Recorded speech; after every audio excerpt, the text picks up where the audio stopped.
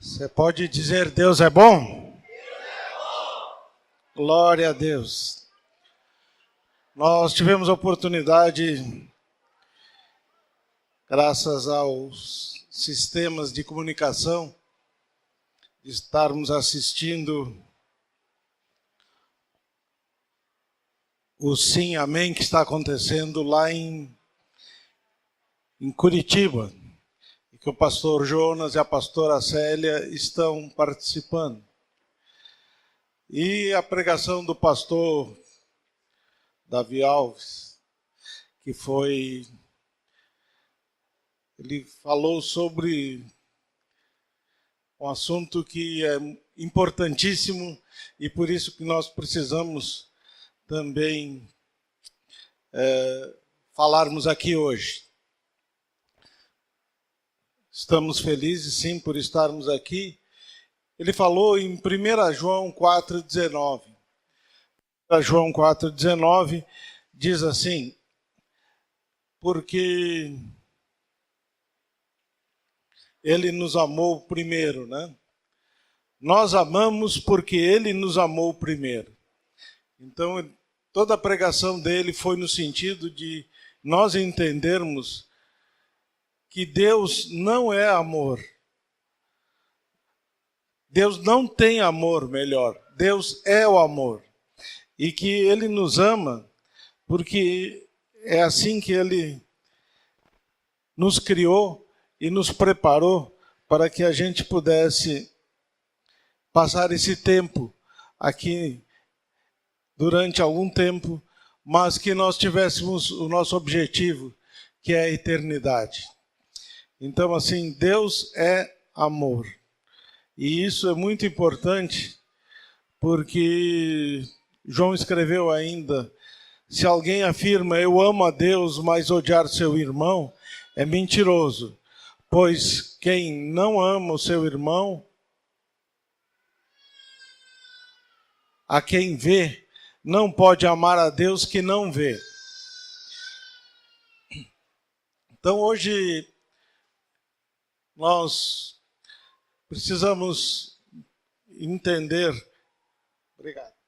que nós estamos começando um novo ano judaico. Um novo ano judaico faz a diferença.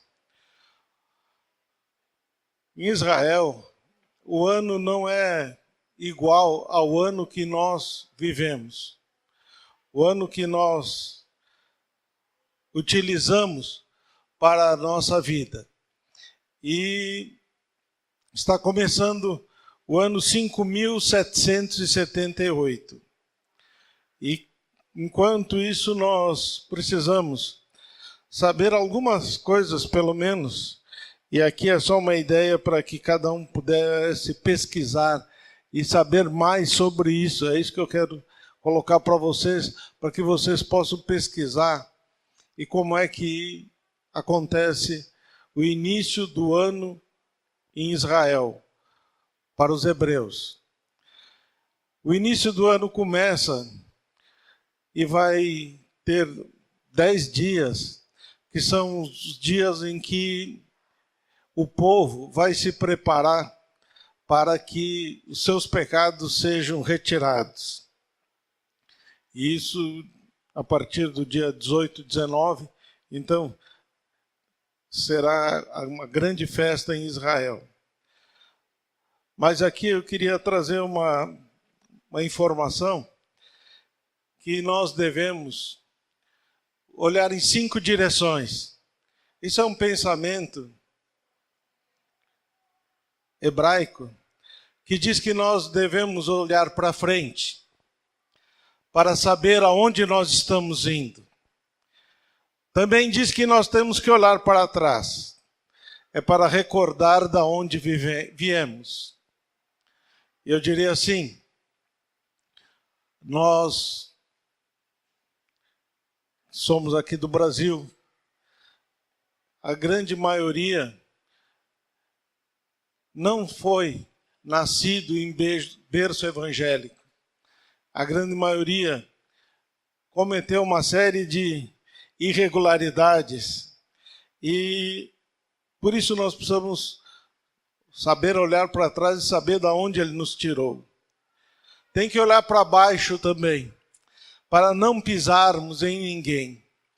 Que muitas vezes, quando o Senhor, o Pai, Ele está conosco, nós aceitamos a Jesus, a nossa vida passa a ser diferente.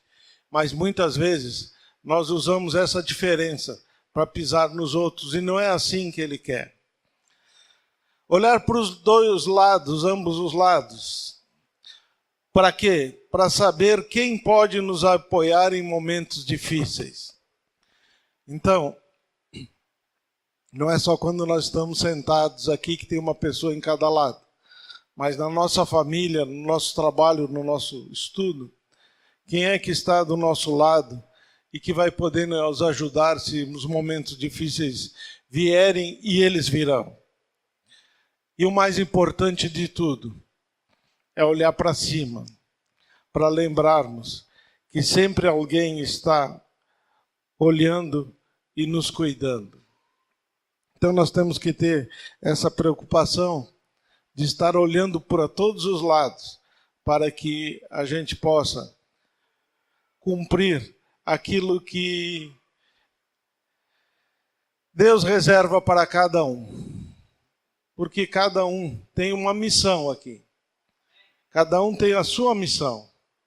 E essa missão, como fala no Salmo 139, quando a gente está ainda sem forma no ventre da mãe, Deus já prepara essa missão para nós. A diferença é que nós saímos do caminho, mas a nossa missão está concretizada a partir do ventre da mãe. Nós precisamos falar então sobre o que nós nos propomos hoje a falar. Nós nos propomos a falar antes que seja tarde. Já que nós estamos começando um novo ano, vamos falar um pouco antes que seja tarde, o que nós precisamos fazer. Se nos ajudarem ali, pode passar. Muito bem. Aí nós temos duas figuras, aonde que família é um projeto de Deus. Nós precisamos entender que a família é um projeto de Deus. Nós precisamos entender que o primeiro milagre que Jesus fez foi num casamento. Nós precisamos entender que dentro da família é onde os filhos vão receber o melhor que tem para receber dos seus pais. Porque o pai e mãe, eles estão transferindo para os filhos aquilo que Deus gostaria que o filho recebesse. Então, a família, ela é tremendamente importante. Então, desde que a gente possa ter convívio com os nossos filhos, nós vamos falar um pouco sobre Salomão, dentro desse tema, aonde antes que seja tarde. Salomão, filho de Davi, quando pede, escuta de Deus o que ele queria, ele não pede nada a não ser sabedoria. Salomão tem 3 livros que ele escreve. Ele escreve um livro aonde que ele era mais moço.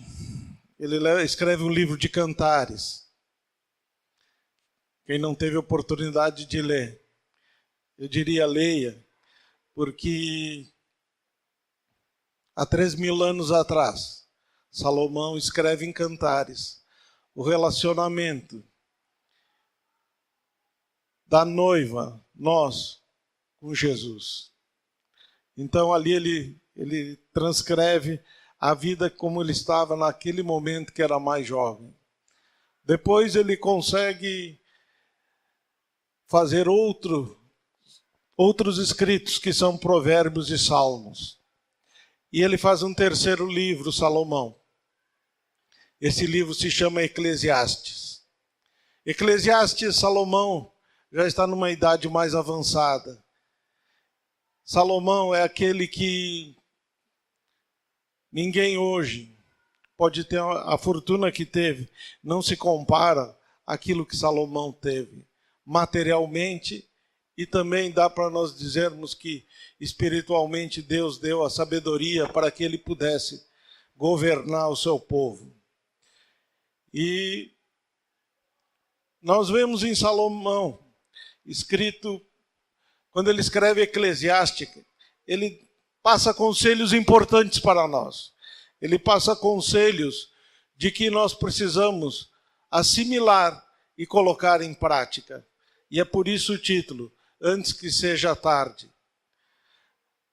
Em cada etapa da nossa vida, nós precisamos cumprir aquelas etapas antes que seja tarde, porque depois que passou aquela etapa, a gente já está fora do contexto.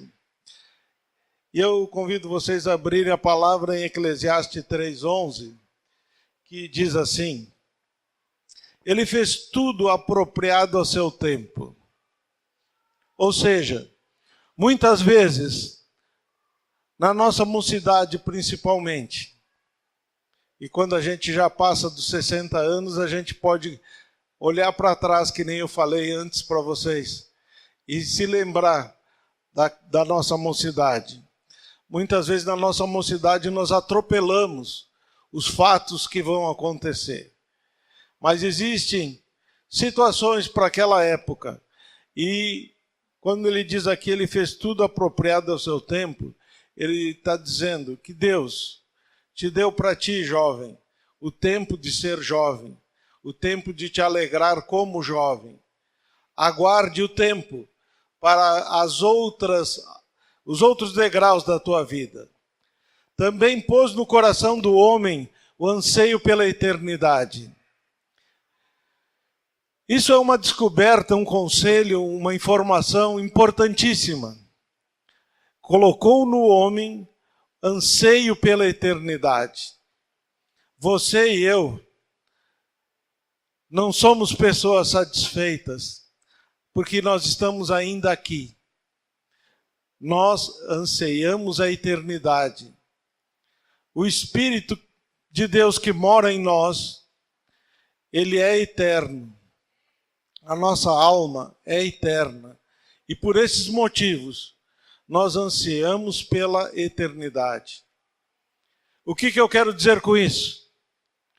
É importante você ter uma camisa nova. E hoje, quando eu estava vindo para cá, disse qual é a minha camisa mais bonita que eu vou botar. E só podia ser essa que está escrito Encontro com Deus. Você ganha uma camisa nova, você fica feliz. Você compra um carro novo, 0 quilômetro, você fica feliz. Qualquer coisa do mundo que nós tenhamos e que nos agradam, nos deixam felizes. Mas essa felicidade é tão temporal, tão curta, que o carro que era novo hoje, a semana que vem já não é mais. A camisa que era nova hoje, amanhã lavou, já não é mais. Não é a mesma coisa. É porque é exatamente o que Salomão coloca nessa frase. Pôs no coração do homem o anseio pela eternidade. Nós só conseguimos ser completos quando entendemos que nós estamos nos preparando para a eternidade. Esse vazio que existe nas pessoas, e hoje a gente vê notícias de muitas pessoas tirando a própria vida, é porque elas estão ansiando pela eternidade, mas não estão encontrando o caminho. Mesmo assim, esses não conseguem compreender inteiramente o que Deus fez. Nós, muitas vezes, não entendemos os motivos e as permissões que Deus faz na nossa vida. Situações que acontecem na nossa vida. Nós passamos a não conhecer e não entender direito. Mas Ele sabe. o porquê que está acontecendo isso na nossa vida. Em Eclesiastes 3:12 diz assim Salomão: descobri que não há nada melhor para o homem do que ser feliz. Não há nada melhor para o homem do que ser feliz. E qual é a única forma, o único modelo, a única condição do homem ser feliz? Não é com coisas materiais. Você vai dizer, você é contra as coisas materiais? Não, eu não sou contra. Mas não são essas coisas que nos realizam e que nos deixam felizes. O que nos deixa feliz é nos prepararmos para a eternidade. E como é que nós podemos ser felizes? Nos preparando para a eternidade, praticando o bem enquanto nós estamos vivos. Porque depois não vai resolver, depois não adianta mais. Muitas pessoas eu já ouvi falar dessa forma. Eu fui mais feliz quando eu fiz algo por alguém do que quando eu recebi. Eu fui mais feliz quando eu tive a atitude de ajudar alguém, a atitude de dar uma palavra para alguém, a atitude para que eu pudesse participar da vida de alguém. Eu fui mais feliz do que em qualquer outro momento. Então, pratique o bem. É um conselho importante que Salomão nos dá.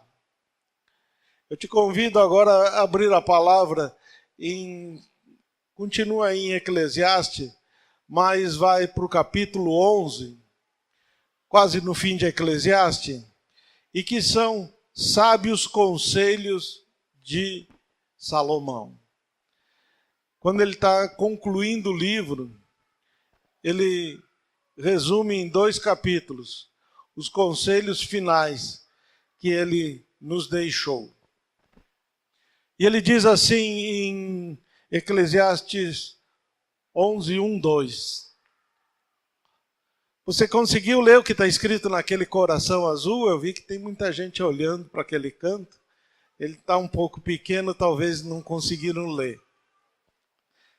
Mas aquele coração diz assim: entregue o coração ao Pai eterno, que criou a vida. Deus ama você. Aquele coração está aí para te lembrar que o Espírito Santo, ao nós lermos a palavra de Deus, é capaz de tocar o teu coração. É capaz de fazer a diferença na tua e na minha vida. E ele está dizendo, entregue o teu coração. Porque se você escutar só por aqui, pelo seu raciocínio, o que eu vou ler da palavra que Salomão nos deixou, quando você passar aquela porta, já se esqueceu e o assunto já passou. Agora, se você fizer o que está escrito naquele coraçãozinho azul, e de vontade própria, entregar e abrir o teu coração para o Pai, essa palavra, que é viva e eficaz, ela vai morar no teu coração. Salomão diz assim: atire o seu pão sobre as águas, e depois de muitos dias você tornará a encontrá-lo.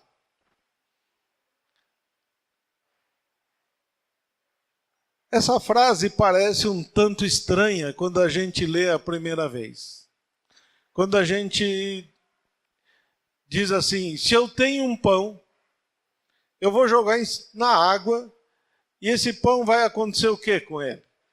Vou perder o pão? O que Salomão está querendo dizer nesse versículo? Ele está dizendo assim, você tem pão. Pão aqui que ele está traduzindo por atitude, negócio, responsabilidade, condição de você falar da palavra de Deus para as outras pessoas. Se você deixa o pão guardado na sua casa, no armário, em poucos dias, ele vai estragar. Agora, o pão que você tiver, se você colocar ele na água, e essa água for uma água que estiver andando, talvez sirva para outra pessoa, sirva para um seu negócio novo, sirva para um trabalho novo que você esteja almejando, seja para uma cura sua ou na sua família. Esse sentido de atire o seu pão sobre as águas é, quando você tem o pão, compartilhe com o outro. Porque alguém pode estar precisando de uma parte desse pão que está na sua mão. Reparta o que você tem com 7, até mesmo com 8, pois você não sabe que desgraça poderá cair sobre a terra. Salomão nos diz, hoje você tem pão.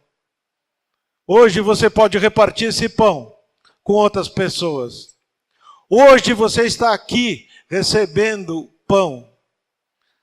Domingo passado nós estivemos aqui e na Santa Ceia tinha o pão que representa Jesus.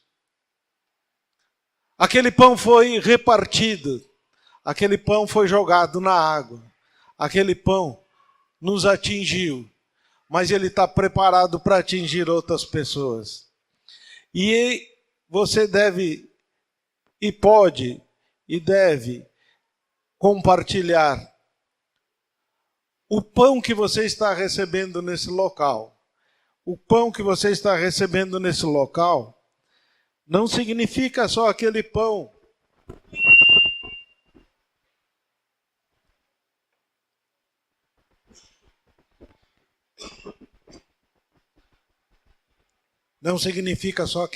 da Santa Ceia.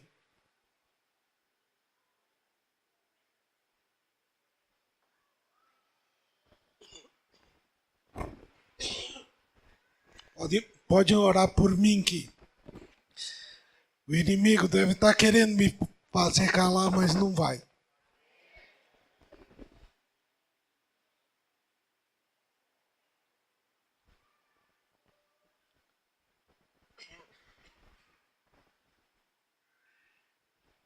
Obrigado, Senhor. Nós estamos dividindo o pão que nós temos. Quando diga, traga os dízimos e ofertas para a casa do Senhor, para não ficar sem pão. Não é aquele pão que sai da padaria. É o pão que sai da palavra, que é representado por Jesus. E é isso que Salomão está dizendo. Você recebeu sua parte de pão, mas compartilhe com 7, com 8, com 70, com 80. Em Eclesiastes 11:3, quando as nuvens estão cheias d'água, derramam chuva sobre a terra. A chuva depende do Senhor. O pão, ele só existe porque alguém semeou o trigo, alguém colheu o trigo, alguém fez farinha e fez pão. Mas ele só existe por uma condição que tem que existir, que é água. E água é chuva, e chuva depende só do Senhor. Então ele diz, quando as nuvens estão cheias d'água, derramam chuva sobre a terra. Quer uma árvore caia para o sul, quer que caia para o norte. No lugar em que ela cair, ficará. Ele está nos dando uma advertência e dizendo assim, muito obrigado. Deus é bom, ó. Ele está nos dizendo assim, você não é a árvore que cai e fica no lugar que você caiu. Ele está dizendo, você não nasceu para ficar com a sua boca fechada. Ele está dizendo, aquilo que você aprendeu, conte para alguém, reparta esse pão com alguém. Não se preocupe em repartir o pão, porque mais chuva vai vir e mais pão nós teremos. Quem observa o vento não plantará, e quem olha para as nuvens não colherá. Quem fica só olhando, quem pensa em ficar só recebendo, quem pensa em que olhar o vento resolve alguma coisa, Salomão está dizendo, não resolve não. Depende de uma atitude sua. Quem olha para as nuvens não colherá. Então nós precisamos semear e precisamos depois concluir para poder fazer a colheita. Ele diz mais, assim como você não conhece o caminho do vento. Esse Salomão, eu gosto muito de ler Eclesiastes em especial, mas quando a gente está lendo, parece que ele está falando com nós. Ó. Ele diz assim como você não conhece o caminho do vento, mas hoje ele se esqueceu que o mundo evoluiu e que agora existem equipamentos que sabem medir o vento. Mas a palavra que ele escreveu ainda está valendo. Assim como você não conhece o caminho do vento. Hoje existem possibilidades de se identificar aonde terão ventos fortes.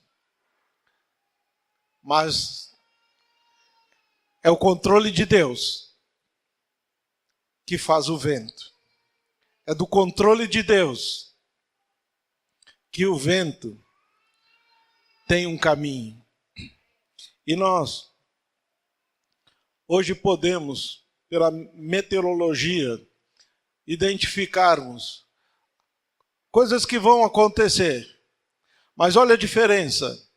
Nós podemos identificar, mas vocês devem ter lembrado que há pouco tempo, no sul dos Estados Unidos, houveram vários problemas de vento lá. Foi identificado,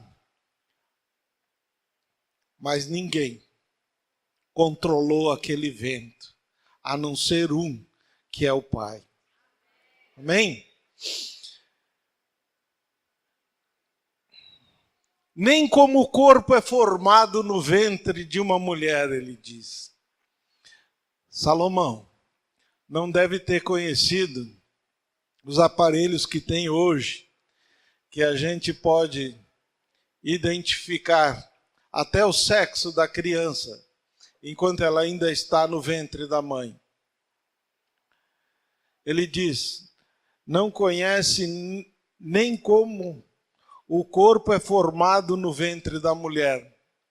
Nós conhecemos hoje o corpo que tem no ventre da mulher. Agora é muito pouco um homem e uma mulher para fazerem uma nova criança. Com certeza, precisa da mão de Deus para que uma criança nasça. E a gente não sabe, pelo certo, como é feito isso. Claro que a gente tem as informações, e se trouxer um médico aqui, ele vai explicar muito melhor do que eu, quais são os motivos pelo qual nasce uma criança, e a gente sabe. Agora,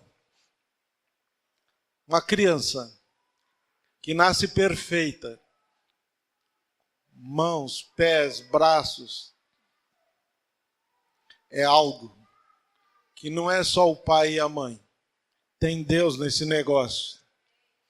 Também não pode compreender as obras de Deus. o Criador de todas as coisas. Então, aquele que tudo criou, aquele que tudo fez, aquele que tudo controla, aquele que é o alfa e o ômega, o princípio e o fim, esse é aquele que nós devemos respeitar, temer e, antes que seja tarde, colocar a nossa adoração a Ele. Antes que seja tarde, não se esqueça. Em Eclesiastes 11:6, Salomão nos escreve para sermos participativos.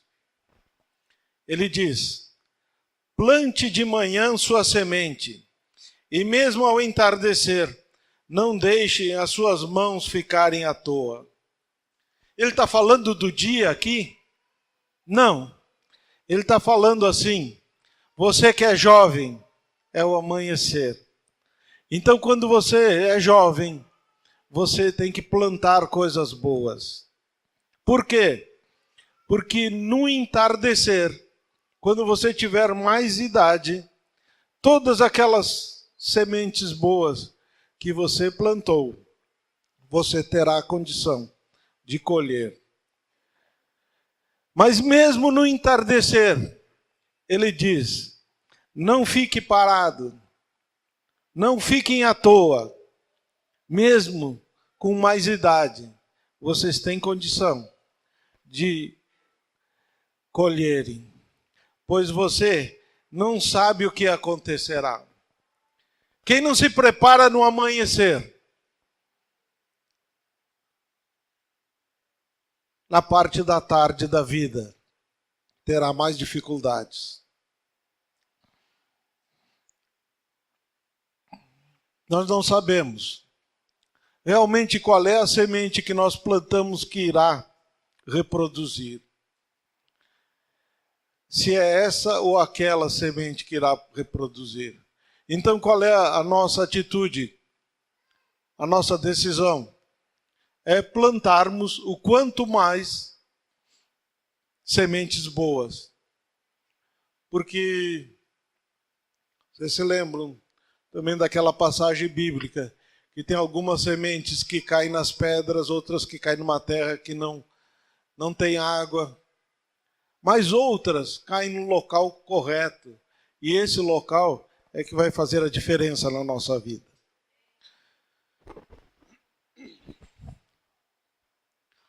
Então, concluindo o versículo, diz assim: se estas ou aquela produzirá, ou se duas serão igualmente boas. Versículo 7 diz assim: a luz é agradável e bom ver o sol. O que ele está dizendo aqui, Salomão?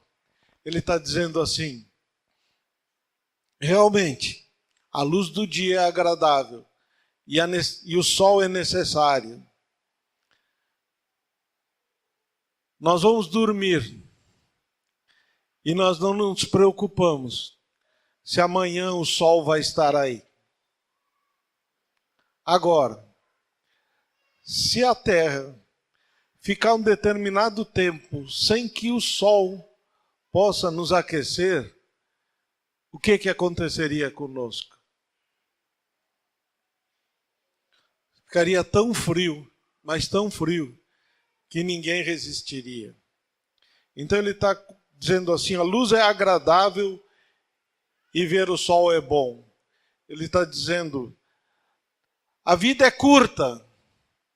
No momento que você está vivendo, dependendo da sua idade, tem um momento da nossa vida que nós temos mais vigor, que nós temos mais força, que nós temos mais capacidade de fazer as coisas. É esse momento que a luz é agradável e ver o sol é bom. Agora, nós temos que entender que por mais que um homem viva, deve desfrutar sua vida toda. São coisas diferentes. E vocês, eu tenho expectativa que também possam me alcançar passados dos 60 anos. Que tem pouca gente aí que tem mais de 60, né? Mas desfrutar sua vida toda. Nós temos momentos diferentes na nossa vida. Quando nós temos até 20 anos, até 30 anos, até 40, 50. Quando a gente chega perto dos 50, ou passa os 50, nós temos a oportunidade de nos transformarmos em avós, que é o que o Duda e a Magdala tiveram a honra de ficarem avós, e que eu peço a Deus que abençoe a vida de cada um de vocês, e que vocês um dia possam ser avós, ser avô e ser avó. Porque ser pai é uma emoção muito grande. É um desfrutar da vida incomensurável. Mas no dia que nasce o primeiro neto, a sensação é muito grande. E tem que se segurar mesmo. Não é por nada que declararam que o Duda estava com dor de cabeça, mas a emoção é tremenda. Mas a gente só consegue desfrutar da vida toda se durante o período de novo nós tivermos boas sementes, para quando nós tivermos uma idade maior, nós vamos colher essas sementes. Os filhos, os netos, e agora nós estamos esperando os filhos dos netos já. Mas são sementes que com certeza o Senhor colocou na nossa mão e nós precisamos cuidar muito bem delas. Mas desfrutar a vida toda significa não aquilo que muitas pessoas pensam que é desfrutar da vida, com bebedices, com situações desagradáveis, e que nós entendemos que essas pessoas, elas não conseguem muitas vezes nem conhecer os filhos e muito menos os netos. Eu ouvi uma expressão e que dizia assim: o meu ídolo não morreu de overdose. O meu ídolo, ele morreu na cruz para nos salvar. Enquanto que hoje nós vemos as propagandas de artistas, cantores e etc., morrendo com 30 anos, ou um pouco menos, ou um pouco mais, de overdose. O meu ídolo, e eu espero que o teu também, não morreu de overdose. Ele estava muito bem de saúde, mas ele, por vontade própria, derramou seu sangue para que nós fôssemos perdoados. E nós precisamos desfrutar bem de cada momento da nossa vida. Lembre-se, porém, dos dias de trevas, pois serão muitos. Ele está desanimando nós, Salomão? Não, ele não está nos desanimando. Ele está dizendo assim: em toda a sua vida, você terá momentos de festa, você terá momentos de felicidade, você terá momentos que será muito prazeroso. E aproveite esses momentos. Aproveite da melhor forma possível. Mas o que acontece? Você terá dias e que não serão assim. Eu, lamentavelmente, não consigo mais falar com meu pai e a minha mãe. Eu, lamentavelmente, não consigo mais falar com os meus tios. E como é que eu vou desfrutar da minha vida se eu não consigo mais falar com meu pai e minha mãe? Eu vou desfrutar a minha vida hoje, falando com meus filhos e meus netos. É o que Deus nos dá, nos disponibiliza. E a vida é curta, passa muito rápido, mas nós temos que entender que nós somos mortais. Quem ainda tem o pai vivo, eu vou te dizer, cuide dele, sente no colo dele, beije ele.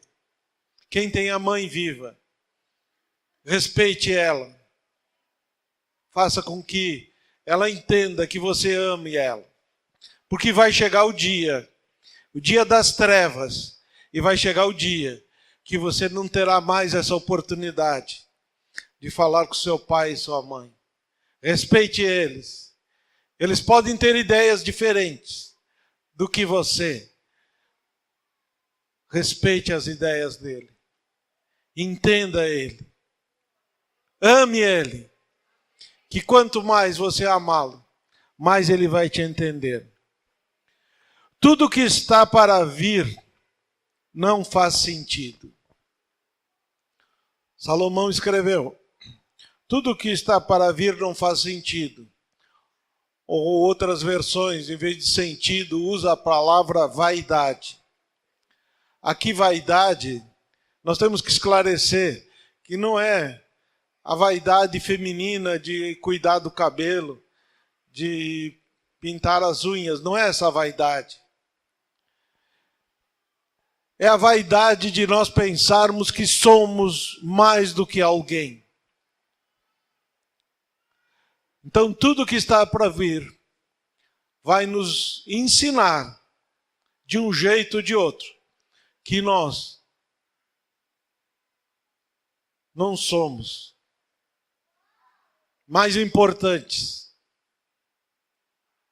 do que os outros. Muitas pessoas usam até a expressão: você sabe quem que eu sou? Achando que isso vai intimidar alguém. Isso é vaidade, isso se acaba. Isso não pertence a quem aceitou Jesus. Em Eclesiastes 11:9 diz assim: alegre-se, jovem, na sua mocidade. Seja feliz o seu coração. E é por isso que tem aquele coração aí. Entregue o coração ao Pai eterno, que criou a vida. Deus te ama. Nos dias da sua juventude, siga por onde seu coração mandar. Siga por onde seu coração mandar. Mas você deve conhecer a lei do Senhor, porque é esse o caminho que você tem que andar. Até onde a sua vista alcançar. Porque vai chegar o dia que você ou vai usar óculos, ou vai ter dificuldade de enxergar. Isso vai acontecer, Salomão já estava explicando. Vá até onde a sua vista alcançar. Quando você é jovem, a sua vista é de maior alcance. Mas saiba que por todas essas coisas, Deus o trará a julgamento. Vai aonde teu coração te manda, mas conheça a lei. Conheça o caminho, a verdade e a vida. Vá aonde o coração te manda, mas não te desvie da verdade. Vá onde o coração te manda, mas saiba que o Espírito Santo que habita em ti está te filmando 24 horas por dia. O Espírito Santo que habita em você, ele te conhece 24 horas por dia. Isso não é para assustar, dizer que vai ter o julgamento, mas vai ter o dia que nós vamos ter que apresentar as nossas contas. Em Eclesiastes 11:10 diz assim: afaste do coração a ansiedade. Muitas vezes, e a doença da época, não chamam mais ansiedade, chamam de outros nomes agora. Depressão. Afaste do coração a ansiedade ou a depressão e acabe com o sofrimento do seu corpo. Como é que eu posso afastar de mim a depressão? Só tem um jeito: abrindo o coração, deixando que Jesus se instale no meu coração. E eu sendo feliz e alegre, que nem Paulo nos ensinou. Viver é Cristo, morrer é lucro. Então ele estava contente. Contente por quê? Não, independente de ele estar apanhando, independente de ele ter sido preso. E olhem bem, quando ele não pregava a palavra de Jesus, Paulo nunca tinha sido preso. Quando ele jogou o pão na água, quando ele repartiu o pão, ele foi para a cadeia. Quando ele foi para a cadeia, o que ele disse? Reclamou para Deus, porque Deus permitiu que ele estivesse na cadeia? Não. Ele diz: obrigado, meu Senhor, porque quem viria pregar para essas pessoas que estão dentro da cadeia? Então eu não sei como é que está a sua situação hoje, mas agradeça a Deus pela situação aonde você está e jogue seu pão na água. Aproveite essa oportunidade. A vida é curta. O local que você está é para ser multiplicador do Evangelho. Que o Evangelho quer dizer boas novas. E isso afasta do teu coração a ansiedade e acaba com o sofrimento do teu corpo. Quando a gente aceita Jesus, e eu tenho provas disso, porque eu vi várias pessoas aceitar Jesus. E quando Jesus entra no coração, ele aformoseia até o rosto. A gente vê a diferença no rosto da pessoa. Vê a diferença que o sofrimento do corpo, daquela ansiedade que ele tinha, foi-se embora. Porque ele complementa dizendo: pois a juventude e o vigor são passageiros. A juventude passa, a força dos músculos diminui, mas a sua força no seu cérebro, ela tende a aumentar com o passar dos anos.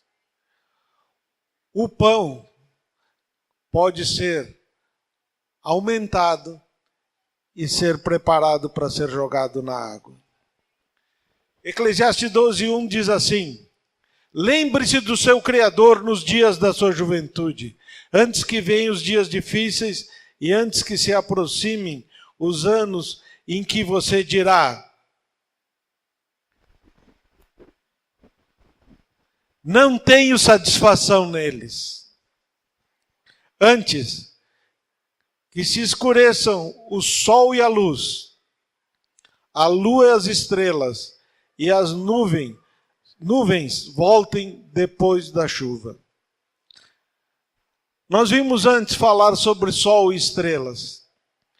Quando chega um momento da vida em que tudo fica mais difícil, mesmo assim nós devemos manter a nossa alegria. Por quê? Porque nosso coração está no Senhor. Lembre-se do seu Criador nos dias da sua juventude, antes que venham.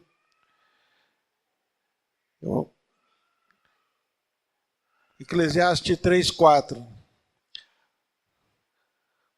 Quando os guardas da casa tremerem e os homens fortes caminharem encurvados. Isso significa o seguinte: isso aconteceu com o seu avô, aconteceu com o seu pai e vai acontecer com você. Hoje, se você é o guarda da sua casa, vai chegar o momento em que você vai tremer. Tremer significa não ter força de ficar de pé. E os homens fortes caminharem encurvados. E essa condição da gente ficar para frente é uma bênção de Deus na nossa vida. Vocês se preparem, porque é assim que vai acontecer. Isso os médicos explicam. Por quê? Que com o passar do tempo nós nos curvamos para frente. É porque se o tombo for para trás é muito pior do que a gente cair para frente. E Salomão disse, vocês estarão caminhando encurvados e pararem os mordedores por serem poucos. Sabe quem são os mordedores? Moedores. Mas é mordedores mesmo. Está escrito moedores, mas são os mordedores. É os dentes.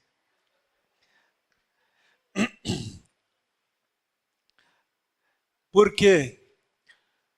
A gente nasce e ganha os dentes, depois eles se substituem.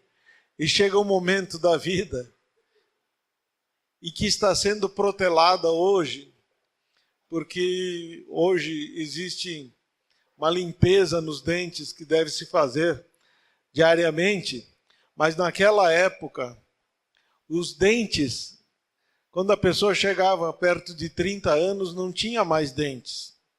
Então nem a comida não tinha mais sabor. E aqueles que olham pelas janelas enxergam embaçado. Enxergar embaçado significa perder a visão. Quando as portas da rua forem fechadas.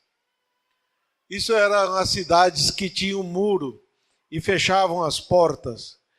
E diminuir o som da moagem. Era os barulhos que a gente passa a não escutar também. Eu também digo que isso é bênção de Deus. Porque com o passar da idade, a gente enxerga menos, então vê menos problemas. A gente escuta menos, então ouve menos problemas. Então Deus nos fez de uma forma que nós devemos nos alegrar, inclusive por isso. Quando o barulho das aves o fizer despertar, mas o som de todas as canções lhe parecer fraco. O barulho das aves poderá nos despertar no adiantamento da idade, mas nós temos que aproveitar o envelhecimento também. Quando você tem medo de altura, 12:5, quando você tiver medo de altura, eu me lembro aqui que quando eu era novo, se eu lá tinha 10 anos, a gente subia nas árvores só para fazer elas mexerem assim, na parte mais alta da árvore. E depois, quando o envelhecimento chega, a gente tem que se alegrar de ficar só do lado da árvore com os pés no chão. Mas cada época é a sua época. E dos perigos nas ruas, você veja que há 3.000 anos atrás, Salomão deixou escrito que as ruas são perigosas.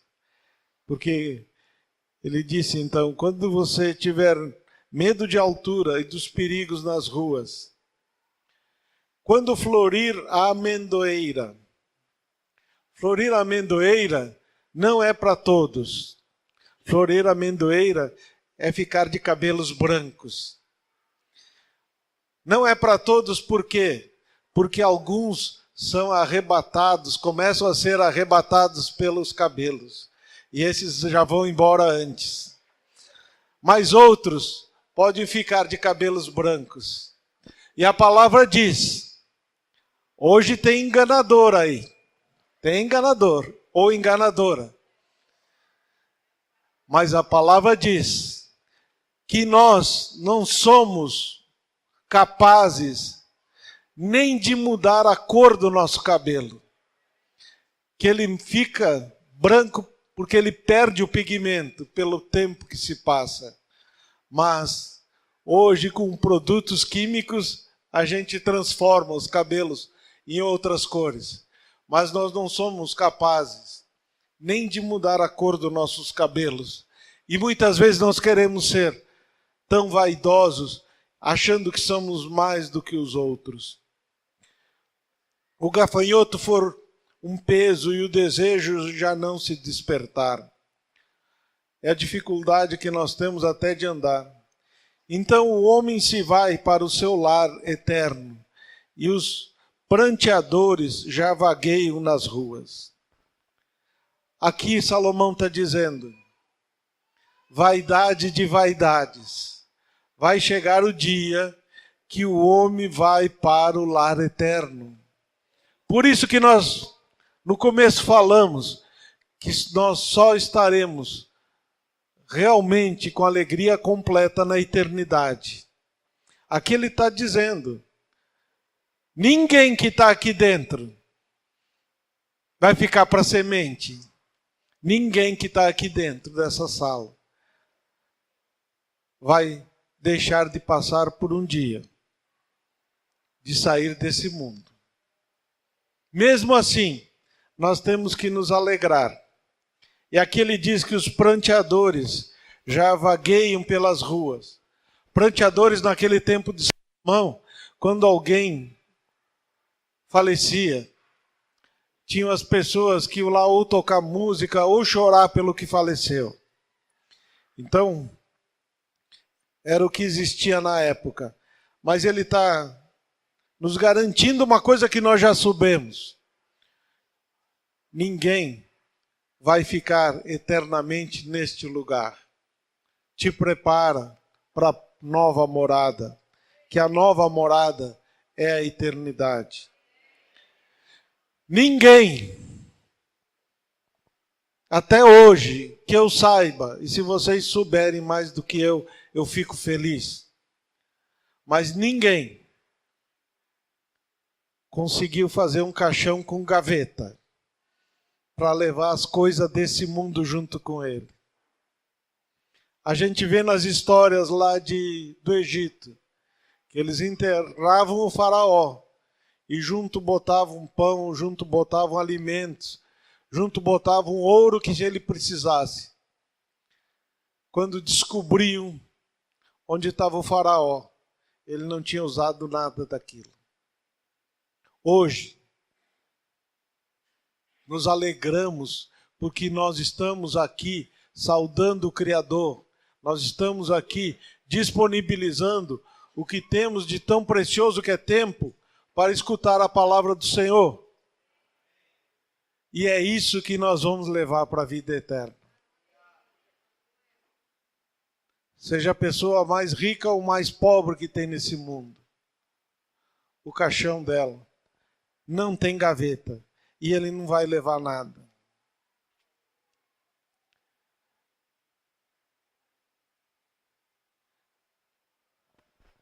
Eclesiastes 12:7 diz, o pó volte à terra de onde veio. E vocês já ouviram isso? Nós somos pó e do pó voltaremos. E o Espírito volte a Deus que o deu. Essa é a grande diferença para nós aproveitarmos e sermos felizes quando estivermos com mais idade. Saber que isso que vocês estão enxergando, essa carne, esse osso, ele vai voltar a ser pó, vai voltar a ser nada, mas o Espírito vai voltar para Deus. Essa diferença na nossa vida. E a nossa alma, ela vai ter um caminho, ou ela vai subir, ou ela vai descer. E aí ele escreve tudo sem sentido. Tudo sem sentido é aquilo que eu disse, não tem caixão que tenha gaveta. É só vaidade. Hoje tem carros que custam 500 mil reais. Tem carros que custam mais de R$1 milhão. Faz mal ter um carro desses? Não, não faz. Mas não passa de vaidade também. E ele escreve, sem sentido, diz o mestre. Nada faz sentido, nada faz sentido. Salomão, na maior da sua glória, ele chegou à conclusão que tudo aquilo que ele tinha guardado, tudo aquilo que ele tinha reservado, não fazia mais sentido. Em 9 diz assim, além de ser sábio, o mestre também ensinou conhecimento ao seu povo. Ele escutou, examinou e colecionou muitos provérbios. Salomão, no livro de Provérbios, muitos provérbios são dele. Procurou também encontrar as palavras certas, e o que ele escreveu era reto e verdadeiro. As palavras dos sábios são como aguilhões. Vou repetir. As palavras dos sábios são como aguilhões.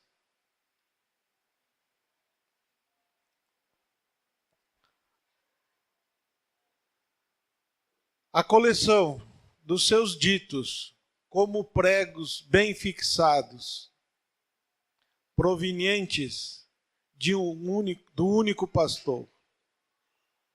Muitas vezes, aqui nesse púlpito, aqui nessas cadeiras, vocês receberam, nós recebemos palavras como aguilhões. O que é um aguilhão? Aí vocês estão podendo verificar, nós colocamos uma explicação sobre isso. A palavra é assim, recalcitar contra o aguilhão. Pelo significado das palavras recalcitar e aguilhão, podemos entender que recalcitar contra o aguilhão é resistir, é insubordinar-se, o recalcitar. O aguilhão é um ferro grande com ponta. Esse ferro, ele era usado como naquela época, e possivelmente ainda hoje. Por exemplo, se tinha um cavalo que não queria obedecer, esse cavalo, ele recebia essas espetadas desse aguilhão para domar o cavalo. E tinham cavalos que aceitavam e eram domados. Tinham cavalos que recalcitar, essa palavra aqui, significa ao momento que ele era cutucado com essa vara de ferro, com a ponta aguçada, ele ainda dava um coice na vara de ferro.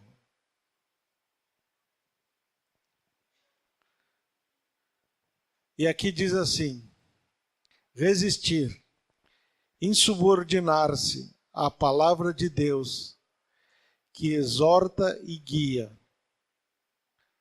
A guia é o aguilhão. Recalcitar é resistir. Quando nós recebemos a palavra do Senhor, ela vem forte que nem o aguilhão. E dói menos se nós entendemos e transformamos a nossa vida em uma vida reta. Dói menos se nós voltarmos para o caminho, para a verdade e para a vida. Dói menos do que quando nós recebermos aquele ferro e nós fizermos um esforço contra ele, vai doer mais. Então o que Salomão está trazendo aqui, ele está dizendo o seguinte, se a palavra for um aguilhão na sua vida, Preste atenção. Não resista. Não seja insubordinado, porque vai doer mais. O que eu tenho para te contar é que Deus não muda. Deus é Deus desde o princípio e vai continuar o mesmo.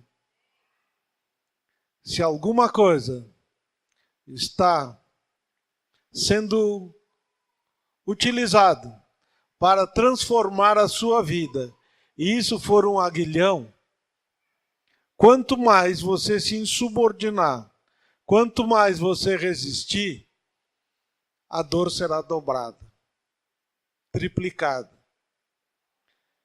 É isso que Salomão quis nos dizer nesse sentido. Eclesiastes 12, ele diz: cuidado, meu filho, nada acrescente a eles. Não há limites para a produção de livros, e estudar demais deixa exausto o corpo. O que Salomão está dizendo? Que não é para nós ler um livro, não é para nós estudarmos? Não, não, não. Ele vai explicar logo no versículo seguinte, aonde ele diz: agora que já se ouviu tudo, aqui está a conclusão. Ele está dizendo: escolha o livro certo para você ler.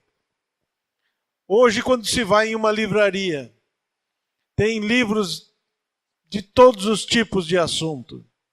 Ele está dizendo: escolha o livro certo, que é esse que você deve ler.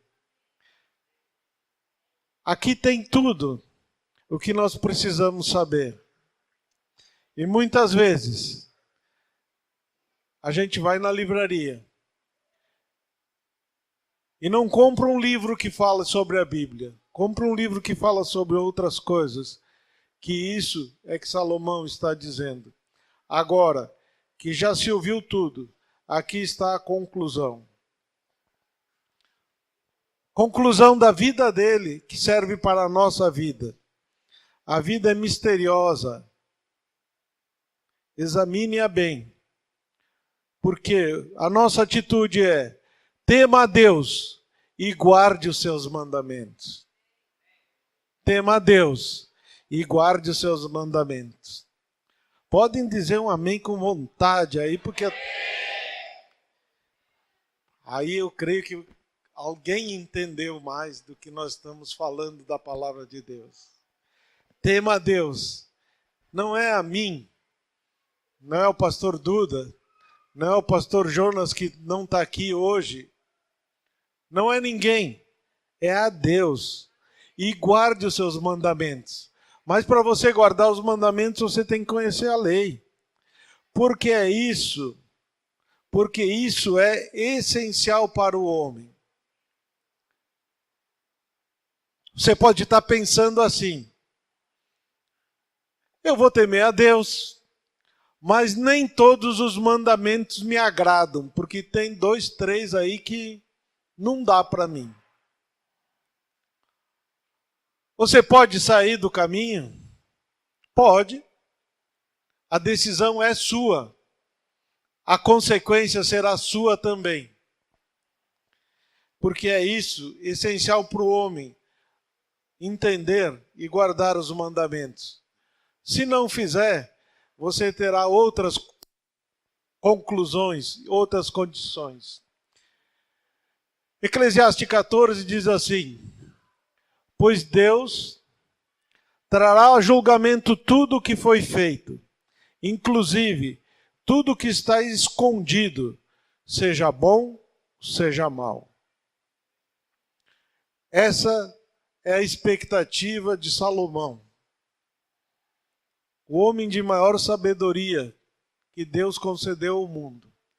No final dos seus dias, o resumo do resumo da vida dele: pois Deus trará a julgamento tudo o que foi feito, inclusive tudo o que está escondido, seja bom, seja mal. Amém? Amém. Está ali. Quantas vezes a gente diz amém, né? Hoje aqui eu escutei nós cantando amém, depois na oferta foi amém, agora foi amém. E amém quer dizer o quê? Amém não tem tradução. Não existe uma tradução do hebraico para o português, para o inglês ou para qualquer outra língua. Amém é uma coisa muito linda. E é por isso que eu quis trazer para nós estarmos concluindo o que falamos hoje e por que a gente fala amém. Amém é um resumo de palavras da língua hebraica que quer dizer mais ou menos o que a gente colocou aqui. Ela quer dizer assim: meu rei é fiel para cumprir em mim as promessas dele. Você quer levantar? Você quer dizer amém completo? Vamos dizer comigo aí. Meu rei é fiel para cumprir em mim as promessas dele.